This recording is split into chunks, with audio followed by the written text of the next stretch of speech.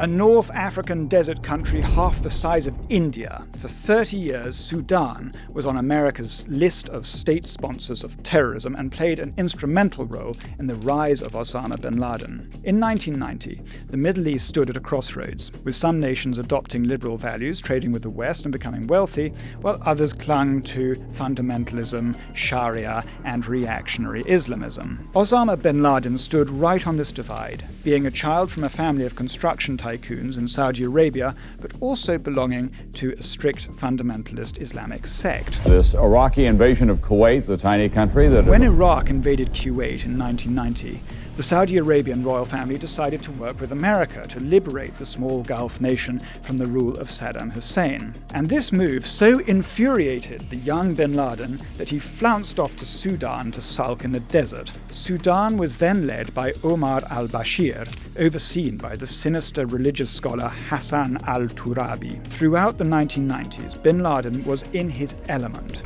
He secured his welcome by pouring his fortune into Sudanese farms, construction companies, even roads and an airport. But behind the business front, he was helping train fighters, stockpile weapons, and hosting jihadists from across North Africa, developing ties to groups like the Egyptian Islamic Jihad, which merged into Al-Qaeda. He plotted against US forces in Somalia during 1993 and laid plans for the US embassy bombings in Kenya and Tanzania. When Sudanese intelligence was linked to an attempt to kill Egyptian President Hosni Mubarak in 1995, Sudan also started facing pressure from its neighbor, and by 1996, this, along with US-imposed sanctions, forced Sudan to expel bin Laden.